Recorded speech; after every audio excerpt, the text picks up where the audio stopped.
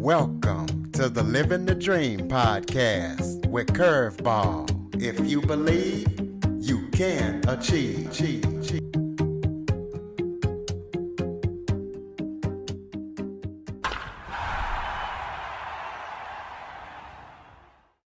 Welcome to the Living the Dream with Curveball podcast, a show where I interview guests that teach, motivate, and inspire. Today, I am joined by Pete Bombaci, and today we're going to talk about human connections. Pete is the founder of the genwell project. It's a Canadian organization that focuses on making the world a happier and healthier place by reminding people about the importance of face-to-face social connections and how it can be a health benefit. Pete is an expert in the field of human connections, and we're going to be talking about the benefit of human connections as well as the effects of loneliness. Pete, thank you so much for joining me today. Curtis, it's so great to be here with you, my friend. Why don't you start off by telling everybody a little bit about yourself?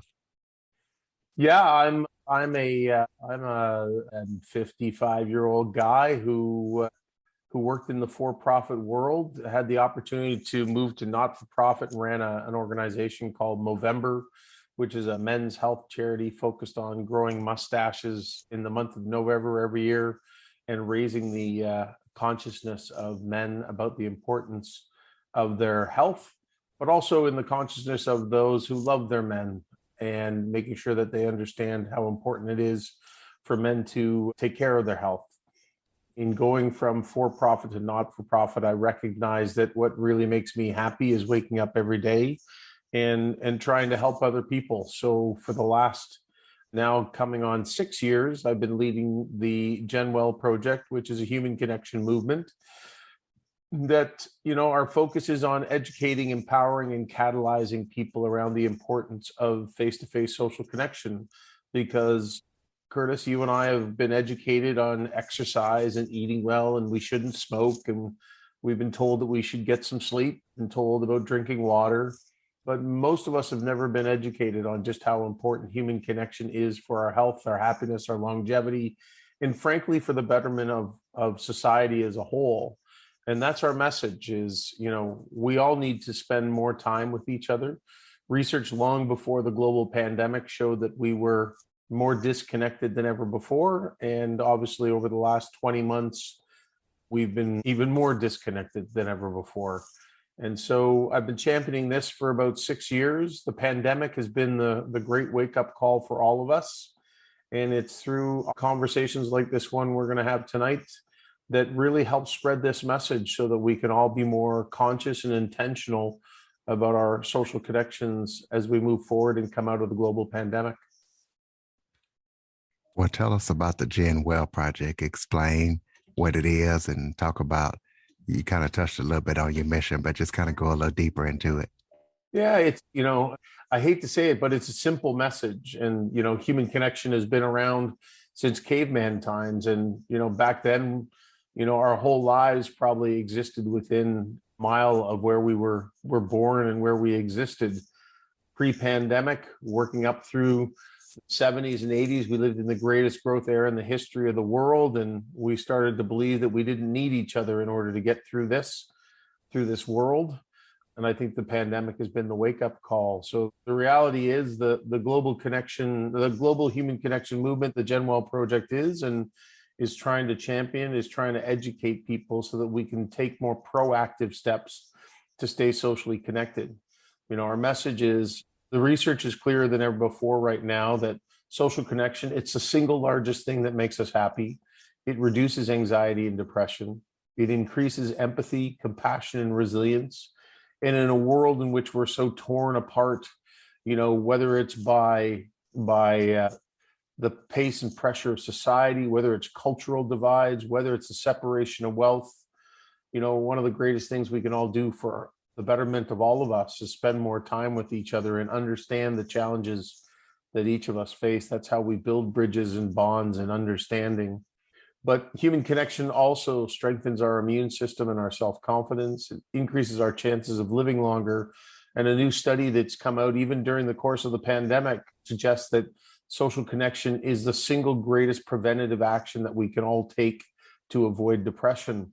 But Curtis, most of us were never educated on this. And up until the late 1990s, even the early 2000s, we didn't really need to focus on it because a lot of the social connection all still happened, whether it was at the workplace, maybe it was a little bit on your street, maybe it was at your local community event, or maybe for those that are faith-based, you might have still gone to church. But the reality is the advent of technology, social media, the faster pace, the longer commutes, all of that added up to us spending less time together than ever before.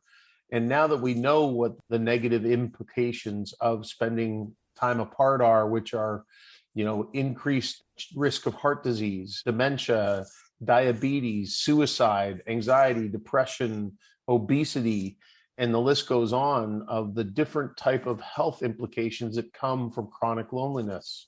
And so our message and our mission is to help educate people, to empower them with tips, tools, and ideas.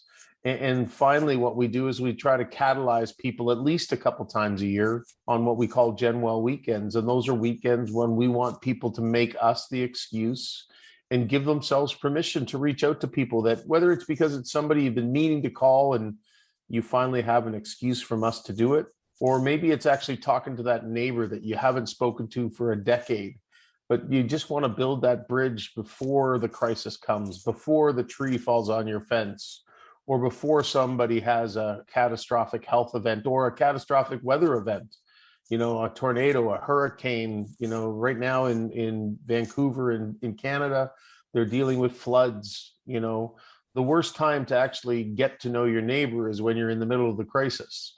The better option is to actually build that relationship so when the crisis comes, we're all prepared. And so whether you want to talk about being prepared for crisis, or whether you want to talk about your own health or taking care and building a stronger community, human connection is at the root of every cause, every illness, and every crisis. And if we can build these healthy connection habits before we get to those crises, all of them, we'll all be better off, because that's about building resilience that helps us get through the challenging times that life brings us.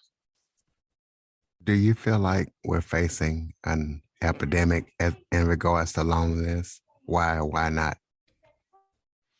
Yeah, I think, again, I will reiterate what the experts are saying, and they've been saying for some time pre-pandemic that we were already in a crisis and an epidemic. And I would suggest that the pandemic has made an even greater crisis and an issue. But I will say this at the same time, Curtis, is I think the pandemic, and this is actually the US Surgeon General, Dr. Vivek Murthy, who is truly one of the leaders in fighting or raising the consciousness around the issue of isolation and loneliness, said this recently in a webinar that I was attending. And he said, this may be the greatest opportunity that we all have to finally do something about this growing issue. Because if it's been growing for a few decades and we weren't doing anything about it because we were all caught up in ourselves and caught up in the pace and the distraction that life brought us, maybe 20 months of being pulled apart from one another is enough for us to recognize that, maybe there's a big reason why we don't feel so good after 20 months apart.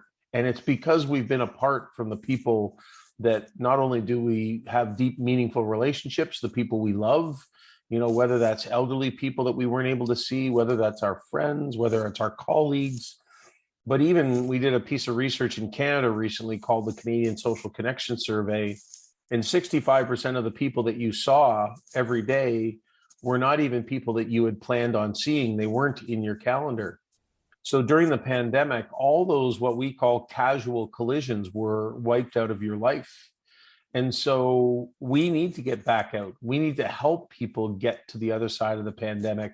We need to help people get off the couch and break some of the bad habits that we've built, because the crisis and the epidemic will only grow greater if we don't do something about it. But because we've all experienced a little bit of what loneliness and isolation might have felt like because we were pulled away, maybe this is the wake-up call that we all needed.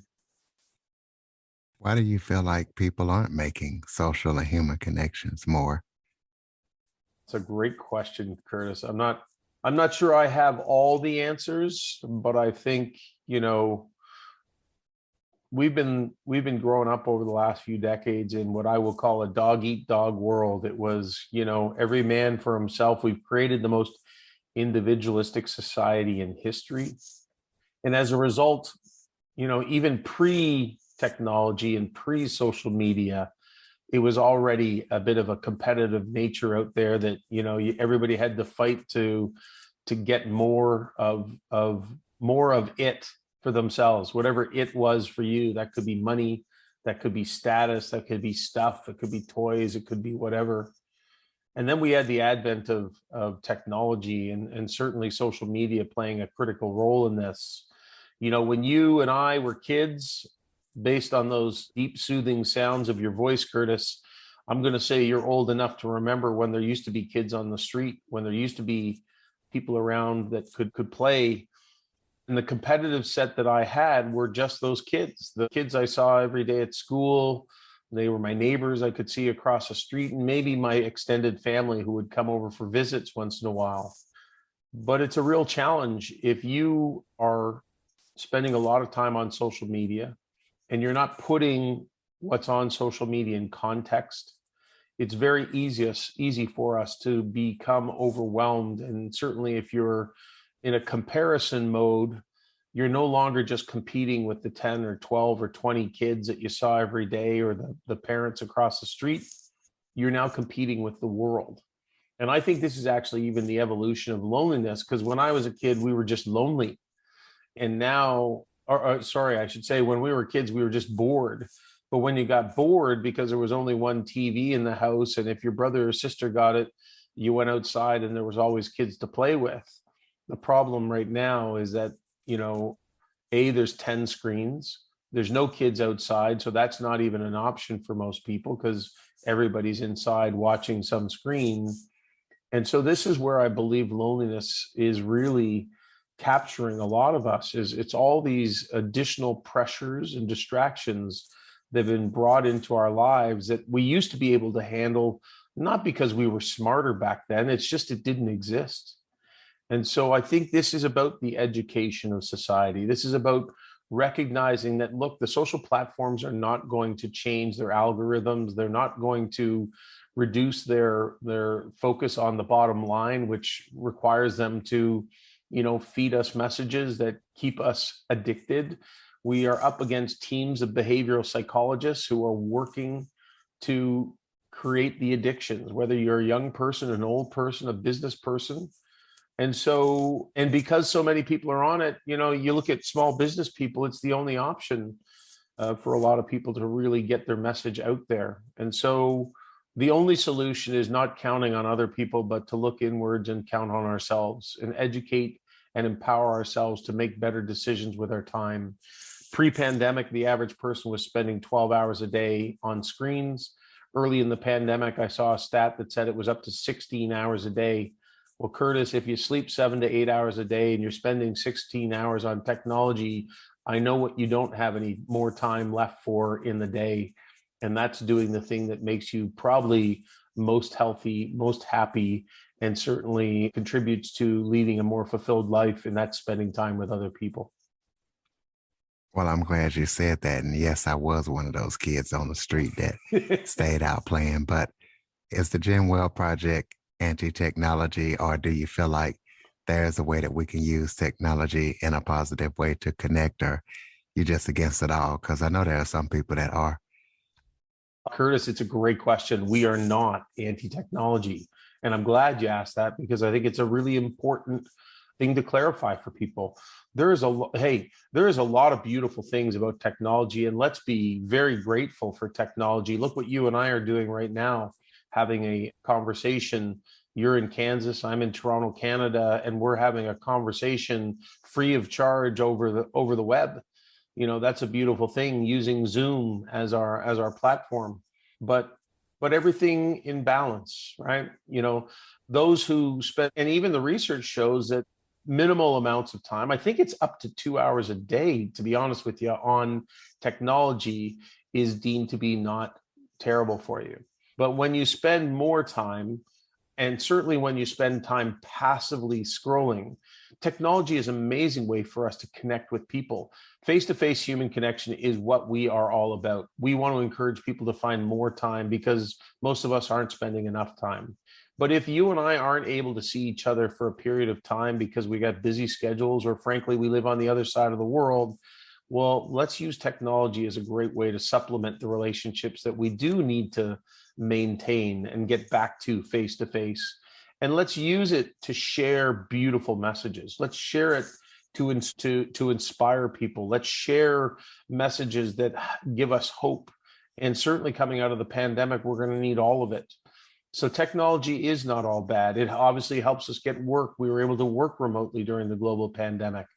But let's make sure that we keep it in balance and recognize what the research shows, that the guy who spends or the girl who spends all day on technology and doesn't get time with others face to face to put life in context, those people don't tend to fare too well. And we want to make sure that we're giving that message so that people take the steps before they get sick. We as a society are really good at waiting until people get sick before we try to help them. And the message of the genwell project is, hey, let's help people build these healthy connection habits with their friends, their family, their neighbors, their colleagues, their classmates before they get sick. So that even if they do get sick, whether it's a flu or you break your leg or you have a heart attack or God forbid, something tragic happens in your life in any way, shape, or form, we're all going to get through those challenging times much better if we have a community of people around us. Yeah, they always say that if you don't have a website, people aren't even interested in you. So that just shows you right there. Mm. Talk about some of the challenges that you face starting the genwell project. And what does it mean, like the GEN? Is that like an acronym or something? Curtis, it's like I should have fed you all these questions. These are beautiful. So first off, genwell is about generating wellness. When we launched back in 2015, our name was originally called the Generator Project, and it was inspired by the summer blackout on the northeastern seaboard of the US and Canada. 50 million people went without power for 2 to 7 days, depending on where you were. And the inspiration for me was that night that the first night of the blackout, it was about 31 degrees. It was a beautiful night. It was in August 13th, 14th, 2003. And after everybody got home and checked on their loved ones, we all got connected. We went out and talked to our neighbors, and we went over to a friend's house. Obviously, when the power goes out, the fridges and the freezers are turned off. And so people pulled out all that food, all the things they've been saving for a big event or a special occasion got pulled out of the fridge. All the ice cream got pulled out.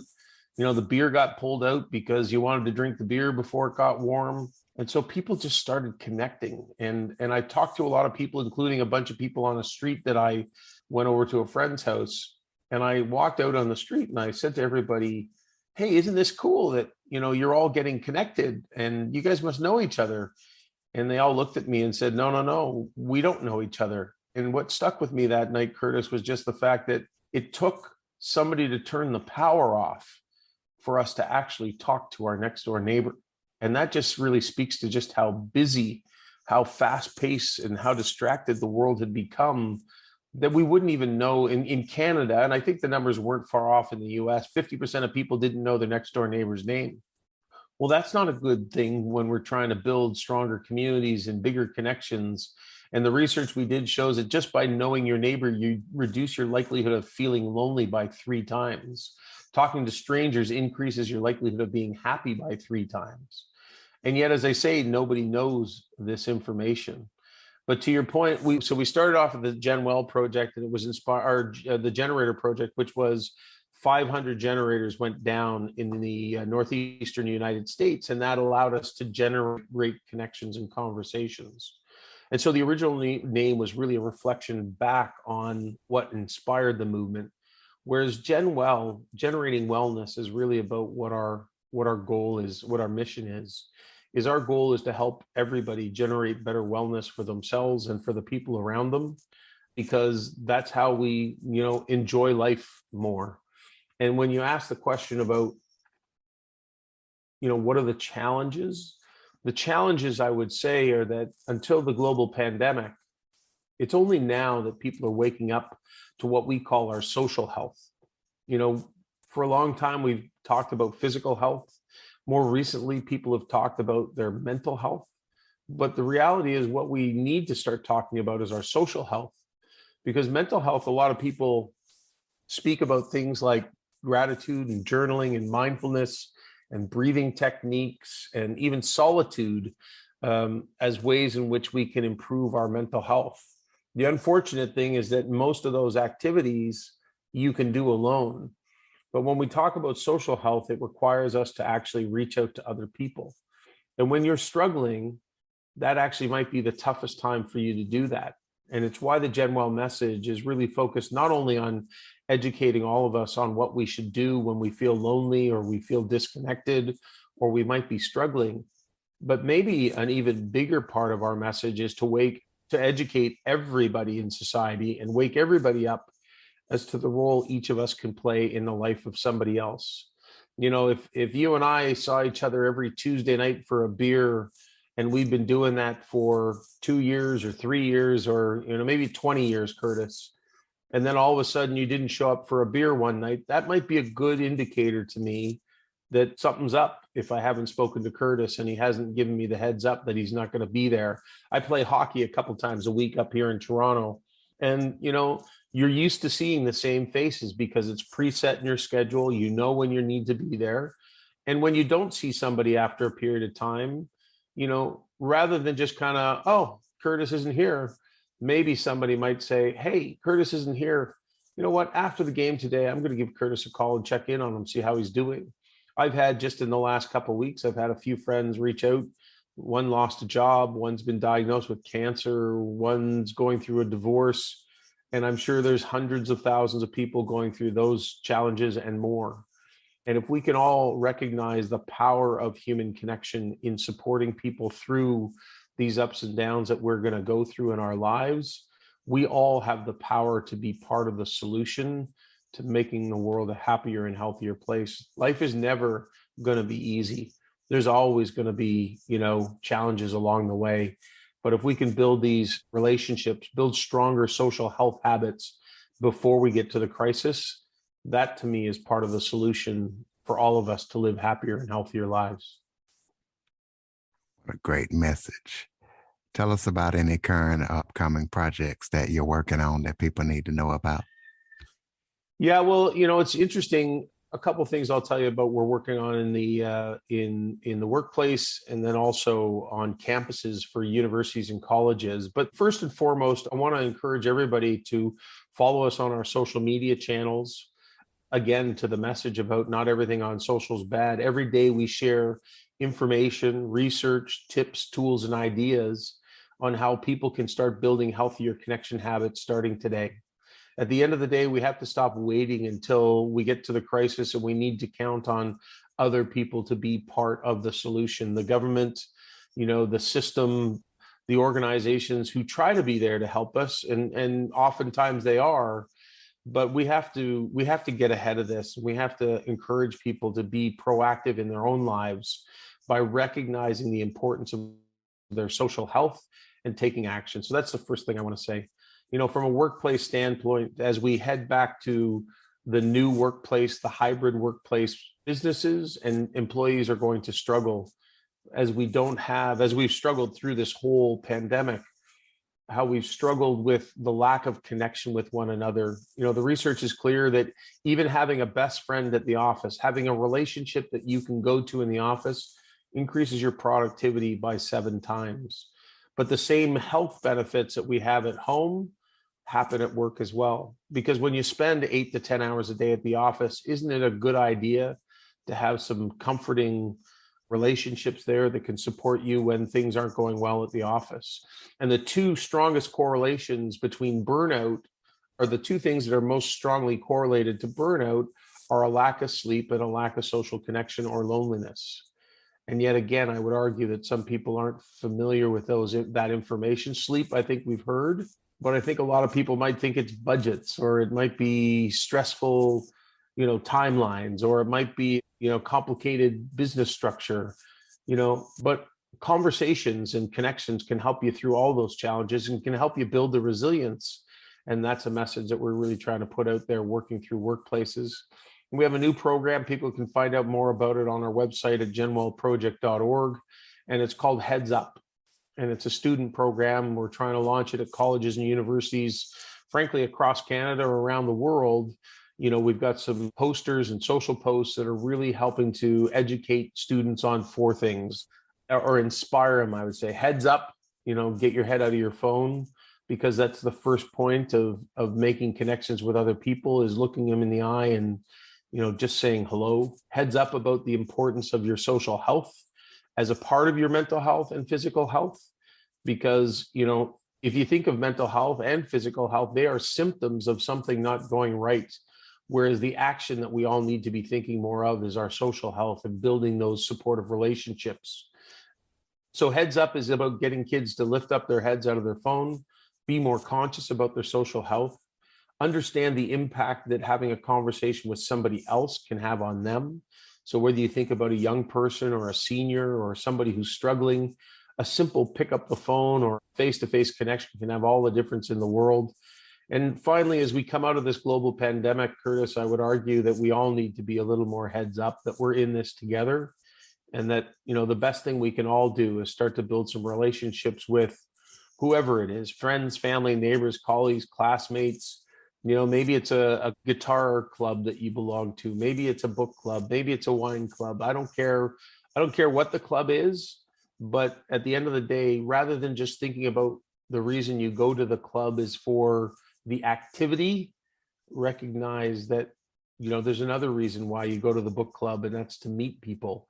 And that's why you sit around for 30 minutes after you've finished reading the book and talking about the book, and you just connect, because that's actually what I think the bigger benefit of all those clubs is having that routine in our calendars, to know that every week or 2 weeks or every month, we're going to go to that club meeting. We're going to go to that group of people that have similar interests to us. And so if we can help educate people on all those things, we can make it happier. And our young people are struggling right now. In Canada, there was a recent study about students in universities and colleges, and it says 81% of them are feeling extremely stressed and lonely. And so we need to help them. We need to help everybody. And it really is the message of the genwell Project, that we are all part of the solution. And just by picking up our heads and having a few more conversations, saying hello to a few more strangers, saying, good morning to your neighbor, each one of those actions can make a huge difference. And it may not be one day, but if we make this a habit and we do it every day, I'm telling you, Curtis, we truly can make the world a happier and healthier place, one connection at a time. We definitely can. Now, you mentioned genwellproject.org. Give out the rest of your contact information, social media. You have any social media accounts? Yep, we got Instagram, Twitter, LinkedIn, Facebook. If they just genwell, it's either at genwell or at genwell project. It's actually genwell pro or the genwell project, depending on each one, but they'll find it. Website, genwellproject.org. And my email is pete@genwellproject.org. If anybody wants to reach out to have further conversation, we do a lot of corporate speaking. We do speaking at community groups. Our goal is to share this as far and wide as possible. And we do a lot of work at schools sharing this message as well. So if anybody's interested in having us in to do a keynote or a workshop, we'd love the opportunity to have a conversation, because the quicker we can get this message out, the quicker we can have an impact on the lives of the people around us. You have any final thoughts, or is there anything that I might have left out that you want to touch on? No, nothing that I've left out, Curtis, but I just want to say this. It's people like you that give people like me the opportunity to share this message with your community.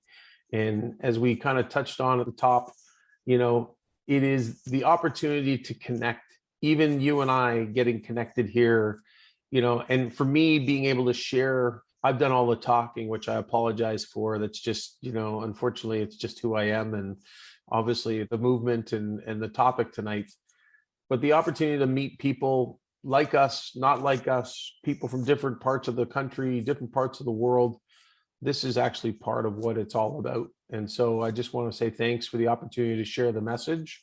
And thank you for the spot on questions, because I think you hit on a lot of the key things.